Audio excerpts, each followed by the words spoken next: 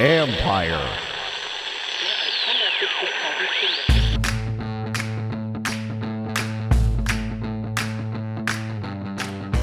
Hello and welcome to my podcast. Do me a favor, subscribe to the John Conn Report wherever you get your podcast. You watch it on YouTube. Hit that like button, hit that subscribe button. You can find us there as part of Empire Media. That's AMPIRE. Always much appreciated when you tune in. And don't forget, you can read my work on ESPN.com. I have a story up now on the whole what-if scenarios involving the quarterback position for this franchise, really since Robert Griffin III was here, and kind of how close they've come to finding a guy that they think can be a long-term solution. And now, of course, we all know there are people here who believe Sam Howell can be that guy, including players and coaches. And one of the little anecdotes I include in there is something from Charles Leno when we're sitting. I think I talked about this in the last podcast with Michael Phillips, but we're sitting where a couple of us were talking to him after the Dallas game. And I asked him about, has there been a regression here? Because this team was clearly expected to do much more. And yes, record-wise, there's been a regression. And he said, well, yeah, in some ways there have been. But then he kind of pointed across the way to Howell's locker and said, that's a huge bleeping improvement, meaning Howell. And so, and I know John Allen feels like they have their guy. So anyways, but whether it's Griffin's injury and whatever else happened, and Kirk Cousins not getting him signed, Alex Smith's injury, the 2-point conversion against Miami, this team they play Sunday, et cetera, et cetera, et cetera. So anyway, go give that a read. And by the way, yes, had Joe Burrow, had they finished with the first pick in 2019, 2020, even though they had Dwayne Haskins on the roster, they would have taken Burrow because that was the guy. Like if somehow Cincinnati didn't take him at number 1 and they took Chase Young, they'd have taken Burrow. The other quarterbacks, there was no unanimity on those guys. So but with Burrow, there was. Anyway, that aside, go read that. So for today, usually this is the Keys and Predictions podcast, but I'm kind of scrapping that for now because does it matter with the keys or the predictions to a game that when they're 4-8 and you're certainly looking at teams that it's going to be a struggle to beat? So what I want to do today is kind of like a Friday thoughts kind of scenario and just give you some insight, opinions, or whatever on various things involving the Commanders, what I'd like to see today for them moving forward and what things you need to see even Sunday. So, because these games still matter, not so much from are they going to make the playoffs or not, but from a development of players for this franchise. Well, a lot of you would like to get a top 5 pick to get a better draft pick. First of all, a couple of things that hasn't guaranteed success here in the past and for a lot of teams. So it's not just about having, a top 5 pick. You got to pick well. You got to pick guys who contribute and then stay, but you also then have to have a good draft class. So you could pick lower in the draft and still have a very good class and without the top 5 picks. So it's not just about that. And to me, what it also reveals is perhaps you need a lot more than you realize. If you're playing that poorly, then it's not just about one player. And, if you wanted a quarterback, then clearly you like a top pick because there's better options up there. But as we've seen over the years, those top guys aren't always paying off. And so it's still a hit or miss at that position. But I get, that the higher you are, the more talented guy you're going to get. Point is, it doesn't guarantee success, and it hasn't here in the past. And it also reveals bigger holes. But, so I think you would like to see some improvement. And maybe in an ideal world, certain young guys play well. And if they continue to lose and you get that high pick, well, then at least you say, well, this guy played well, not just how, but this guy, and that guy. And you can build off of that. Anyway, that's for some of that stuff is for the future, but I just want to explain what I was doing. And I will throw a little prediction at the end there. And some of the stuff I'm going to talk about relates to Sunday as far as like changes you'd like to see. And so there you go. But I wanted to start off with Josh Harris spoke at Sports Business Journal conference in Washington on Thursday. Nikki Javala from the Post was there and wrote a story on what he set up on the stage. And there was nothing revelatory. I mean, the name, they have other things to worry about right now. Stadium, it's still in the same process. The earliest anything gets decided with the stadium is probably early summer. And there's a good chance that at this time next year, or there's a chance that at this time next year, we're still talking about where will the next stadium be, because there's so much that is to be determined, not just where, not just, oh, Congress is going to give the land back to DC, therefore slam dunk. Nope. And then you have jurisdiction, what is Maryland going to do? What is Virginia going to do? Et cetera, et cetera, et cetera. So that could take a while. Anyways, but one of the things he did talk about, and this is where, I think a separator between he and Dan Snyder goes to this quote. And he told the audience after a question, it's a long journey. There's no shortcuts to the top. There's shortcuts to the middle. You want to be 8-8, I can get you there quickly. 8-8-1. You want to be great, there are no shortcuts. They've been in that 8-8, 7-9, 9-7 range for a long time. I mean, they haven't won double-digit games since Griffin's rookie year in 2012. They've stayed in that middle because of that exact philosophy that was here in the past. And it's why I think should be optimism for the future, because that speaks to a patience and an understanding of how you need to build a roster. And I know it's different in the NBA, it's different in the NHL, but if you have that patience and that approach, I think that's what can translate. The roster building is a little bit different. What you need is different. How you invest your resources is different, but your mentality is always the same. And it's why I always go back to, you don't want him making rash moves, because while you may have felt good had they gotten rid of some coaches back in October after the third or fourth game, when you knew that it was going to go that bad, right? And, listen, we all see where it could probably go, but you don't want impetuous, rash decisions, because that's what then happens. It's not just that decision, then it becomes this one and this one and this one. That stuff adds up into a negative situation. And, look at Carolina for a prime example. Like, that guy is changing all the time, and it's not the guy you want to emulate. But that approach, that quote, I think speaks to where Harris is at, how his approach is. And I think it's why they have a chance, but it's also why this group had to show a lot more this year to continue. Because, and again, it wasn't about being 10, 11 and 10 and 7, 11 and 6 this year, but I think it had to show real progress to say, okay, so Harris could say, I can be patient with this because I've seen this. But anyways, I think going forward though, and if you're a coach or a GM, that's the kind of guy you want to work for, because you're going to get a chance to have it play out. It's not going to be like, because some people will give lip service. They'll say, hey, I'll give you this, I'll give you this. And then they get in there and they realize the guy was just saying that to get you in here. And I don't think with Harris that he's just saying it. Certainly his history shows he's not just saying it. So I think there's some, if you're, again, a prospective coach or GM, this is the kind of guy you want to work for. And it's why I think this job will be attractive compared to some others, even if the others may have a young quarterback who was a top pick in the draft. And, because I just think you want to know and trust the situation you're going into, that you're going to have control, that you're going to have power, and that you can make a play. Now, we've seen here in the past, like, every team's going to get a coach. So it's not like Carolina is not going to get somebody, but what attracts the higher level. And if you have a choice, would you choose this or that, this or some other place? I think there's going to be a lot of people who would like to work here. And part of it goes back to what Harris said there, that he understands no shortcuts, that it does take time. Doesn't mean you just get a free pass because you've got to produce, but it does mean that he's willing to, understand your vision, carry out that vision, and let you carry out that vision. And you're going to fail or succeed based on what how you see it. Now, there's other people going to have say in here. Eugene Shen, the analytics guy, I'm sure he's going to have a say in terms of roster building.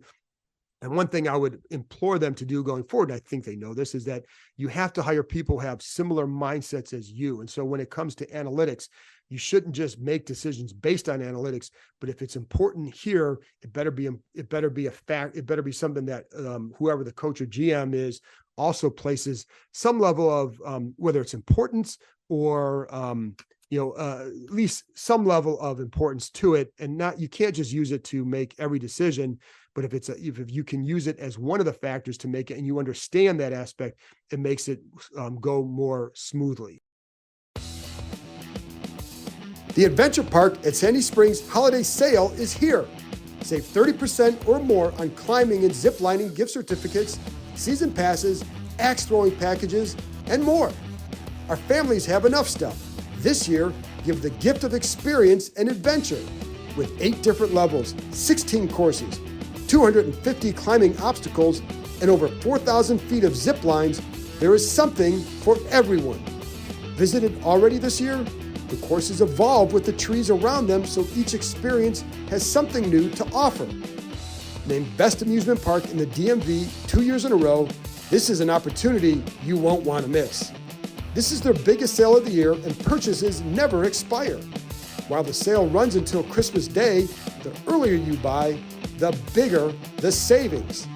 The perfect gift for families, coworkers, and friends alike is waiting for you at www.theadventurepark.com/kind. That's www.theadventurepark.com/kind. And that's KEIM.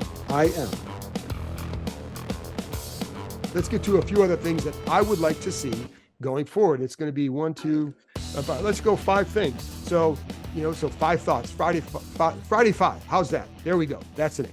So the number one thing is going forward, not just Sunday, but going forward, is Eric Bieniemy's development as a play caller. And it's funny because I did ask him yesterday in the press conference about, hey, this is your, first year as a full-time guy calling plays, blah, blah, blah. And he said, well, he said, it's my 6th year. Well, the reality is it's your first year as a full-time guy. But the point that he was making is it's not like this is all new to him. He's been a coordinator. And so he's had to work on game plans. He's had to put all this stuff together. He's had to work with the staff. He's called plays. But this is the first time where he's been the only guy calling plays. It's all on him. If it doesn't work in Kansas City, who are they going to blame or look at? Andy Reid. Here, it's Eric Bieniemy. So there is a difference. And, when it's you don't have an offensive mastermind on the headset with you, perhaps going, maybe guiding you a certain way or taking over it when he needs to. So this is all on him, but how is he developing with it? And it's not just about, this is a results-based business. So if you're getting 10 points a game and holding the ball for 37 minutes, that's not going to cut it. And that's what happened in Dallas.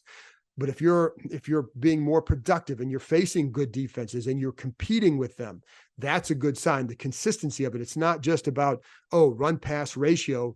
It's about quality of offense. And are you putting guys in the best spots? And it's not just about getting Terry McLaurin the ball because, obviously you'd like to see him be able to contribute more, but this is about more than just one player, even though we know that what that one player can do. But sometimes you say, like, should you always have to scheme for that? I don't know. And that's a whole nother topic, and I'm not going down that road, because I agree, like, you'd like to see McLaurin get the ball more, but it goes beyond that here. And it's putting Sam Howell in position for success. It's getting Brian Robinson a little bit more involved, whether as a receiver, as a runner, because he has been productive too. So it's all of that. It's not just, it's Jahan Dotson, that guy can be very good. So I think it's a little bit more than just one guy, but it's about the offense. How is he developing with that? And I also think some of that comes back to, let me say this, like, I don't care what the relationship is with the players from a standpoint of, are you producing on the field or not? And because that's going to be the ultimate decider here. And, we know that Bieniemy is tough. We know, and he'll say he's not here to be your best friend. He's here to produce results. That's what he's here for. And it's kind of hard to argue that. So what do you need to see? You need to see consistency and production. And again, yes, you're facing hard defenses, but that's the NFL. If you want to put yourself in a spot going forward to have more success, that's what you need to do. And so, I think he can help himself for the future, as it takes a while as a play caller to find your own identity, to learn who you have, what you can do with that group, for them to learn you, what you're expecting from them, why you're calling it a certain way, et cetera. It does take time. And with this offense, you always knew it would, because it was not set up for instant success. It just wasn't. Young quarterback, 1 start, offensive line that was not going to be a strength to begin with, and had 4 new stars at new stars at 4 spots. And so it wasn't set up for success for him. So it was going to be a growing process. And if the defense had played better, they're 6-6, right? Bottom line, at least 6-6. So but I think, but for Bieniemy going forward, if you want to put your name in the ring somewhere, right, your name in the hat somewhere for a job, whether it's as a coordinator, if you don't stay here, or a head coach, whatever, it's about production and can you get more from them going forward against some really good defenses. And for those of you who wanted to stay here, it's really going to be kind of simple. It's going to be up to the new GM and coach to make that decision. It's not going to be up to the owner. I don't think the owner is going to sit here and say like, oh, we got to keep this guy because the offense was kind of middle of the road, right? And even though there was improvement, was it that enough to put that? Because then who are you going to attract? If you want an offensive minded head coach, then they're going to go with their offense and they're going to pick a guy to handle their offense as a coordinator, maybe to help out. But typically you could bring in an offensive minded head coach, they're calling plays and they're running the offense. And, now if you get a defensive guy and they want to keep him, that's something else. But this is a chance for Bieniemy against some really good defenses to make a strong case for himself, whether here, elsewhere, whatever. And I think for those of you who want to see him stick around, that's what you need to hope, is that he can get that done here. But again, then it comes down to, do you hire offense or defensive minded head coach? Because again, offense, they're going to go with their guy, period. They're going to go with themselves. They're not going to keep a holdover offensive coach when they're the guy being hired for their offensive mind. So number 2, changes. What kind of changes could we see with Ron Rivera taking over on D? One thing that I'd like to see is less man coverage because it hasn't worked. So look at this. They are Miami is 26th in pass attempts against man coverage. So that's Sunday's opponent, obviously. This is kind of a little key, but in other words, people don't cover Miami with a lot of man coverage. Why? Because they're pretty talented. When you watch that offense, it's fun to watch. And I like Mike McDaniel, covered him here. Did not see him doing this. Always thought he was very smart. Always heard how smart he was from others around him. Clearly had some personal issues that he had to tend to, and he did. So, and that took a number of years for him to then do that and then turn himself into this kind of a coach. Anyways, what I really like is how they put stress on defenses and the way they use motion or movement to create positive situations for guys who are super talented, like Tyreek Hill, Jalen Waddle. They use their speed, but they also threaten the defense and put them in an even better spot by how they use them. And that's what's fun to watch. It's same thing that I've seen on defense from some other teams, where it's like they have talent, but they're putting their talent in better spots because they're also trying to scheme them and fool you a little bit and get your eyes going around. And now you're creating an even better situation for your guy. When Miami just kind of runs basic stuff, they're a little bit easier to stop, but they don't run basic stuff a lot. They might run a handoff from under center, do this, do that. By and large, they're going to move guys. You're going to have Tyreek Hill lined up wide, and you're going to run a tight tunnel screen to him. With him coming back inside, it allows the lineman to get out there in front and create situations for him. So in other words, don't play man against them. You don't have to. This is not what you do well. So here's why too. Washington has played this season, according to our ESPN stats, take it for what it's worth, because I don't know, sometimes anyways, let me say this. They're qualifying everything the same way. So Washington's played the eighth most snaps in man coverage. They've allowed 16 touchdowns in man coverage. That's second most in the NFL, second most yards per attempt. Last 5 games, fourth most times playing man, fourth most snaps out of man, 9 touchdowns and 90 pass attempts in those last 4 games. So in other words, 1 out of every 10 passes against their man coverage has been resulting in a touchdown. Now, by comparison, Dallas in that same stretch, so it's 5 games, 124 snaps in man, 7 touchdowns. So you see how bad it is. So please don't play man. And I think, it hasn't worked. And part of the reason they were playing a little bit more man was because the zone match wasn't working as well. So you had to do something a little bit different, but they don't have the corners who are matching up as well in that situation across the board. And I think that, it makes it tougher. So you can mix it in a little bit because you kind of have to, you want to play some different styles of coverages just to keep them off balance a little bit. But man coverage hasn't been working. Again, I think the disappointing part is that the zone match hasn't been working. That's where you get back to, can you simplify things a little bit? You can't be simple on D, but you can pare down on D and maybe make it a little bit more helpful for guys when they're in coverage to know when this happens, we're doing this. There's not a subset of things that could happen, because that's a lot of times what happens is you get that, and then something else bad happens because not everybody gets the same message, not everybody sees the same way. Next thing you know, it's a wide open guy, and it's a touchdown. So you want to try and avoid that. So again, less man, will that be a difference? Now, the other thing you'd like to see is a little bit more movement up front. They have some athletic guys on those ends. They're not as athletic as Chase Young, Montez Sweat, but Casey Toohill has athleticism. Andre Jones has athleticism.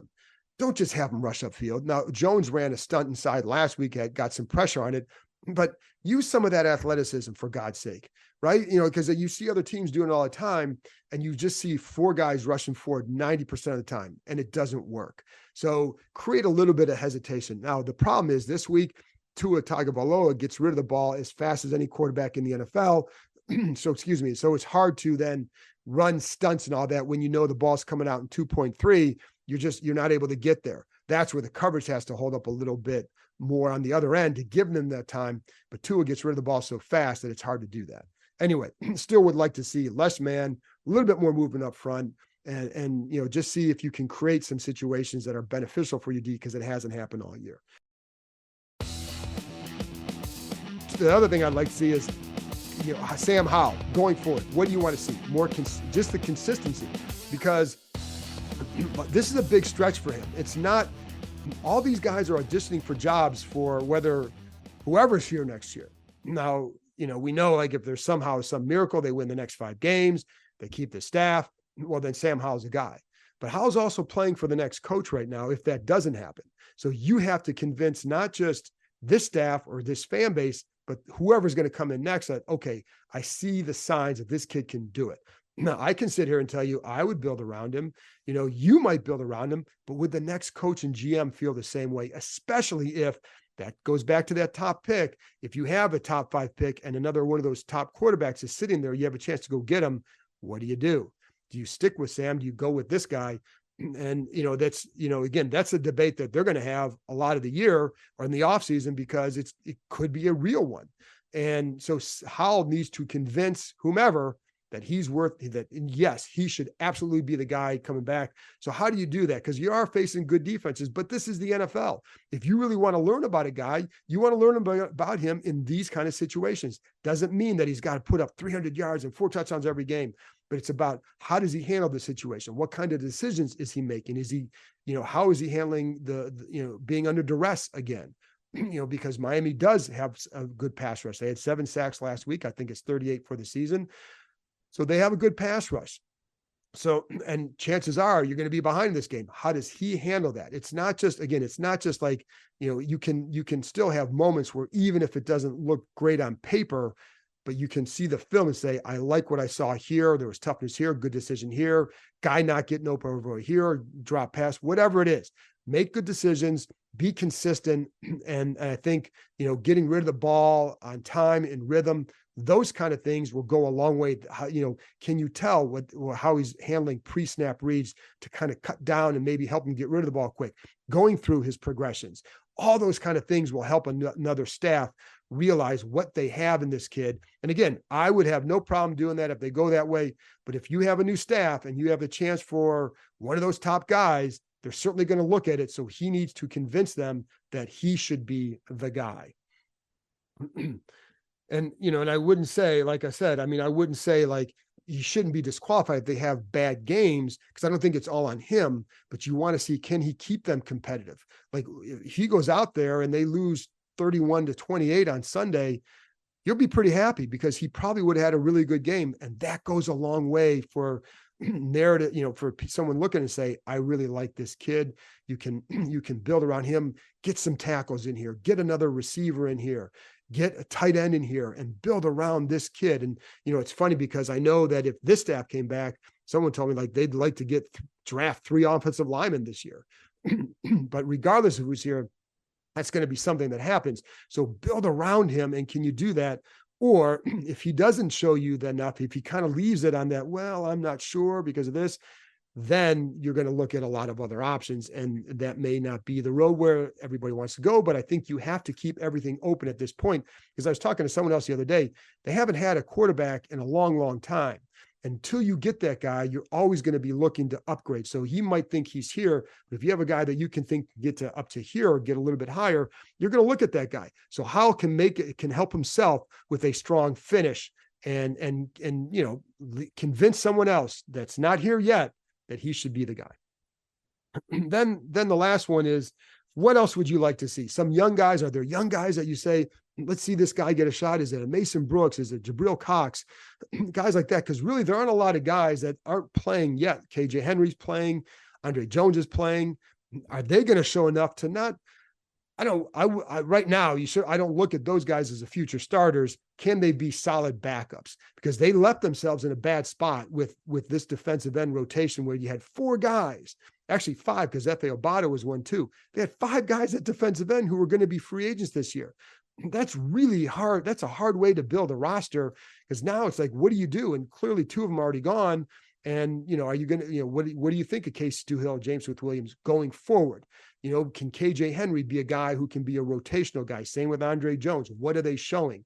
How would they fit in a new system when we get to that point? But are there guys that are still not playing? So you look at Brooks, you look at Cox. Well, Mason Brooks had one or two really good days early in training camp. And that was from that point on, he looked like a guy who's like, okay, he's going to be on the practice squad. So I don't know where he's at right now. Would he warrant a spot? Like, what I do know is that they're going to have to fix that left guard position. And I don't know that you have that guy here now. I think if I'm drafting, I'm going to certainly look at a guard for sure, a tackle as well. So, but is that a guy? So I don't know that he's necessarily a guy that's going to elevate at any point.